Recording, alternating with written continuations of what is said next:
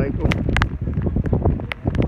আপনারা হয়তো লক্ষ্য করেছেন আমাদের বঙ্গোপসাগরে নিম্নচাপটি ঘনীভূত হয়ে ঢাকার পার্শ্ববর্তী এলাকা, বিশেষ করে ব্রাহ্মণবাড়িয়া, সিলেট, ঢাকা, নরসিংদী সহ সমস্ত অঞ্চলের মধ্যে নিম্নচাপটির প্রভাব হচ্ছে।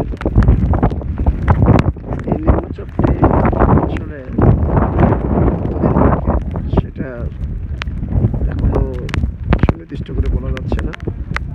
অথবা 2-3 দিন থাকতে পারে, অথবা বেশি থাকতে পারে বা কমও থাকতে পারে। তা আমি এখন বিষ্ণুন্দী ফেরিঘাটে এসেছি। ফেরিঘাট দিয়ে আমি ব্যাংকে চলে যাব, চলে যাব। ওরই আবহাওয়ার মধ্যেও আমরা প্রবেশ করতে হচ্ছে।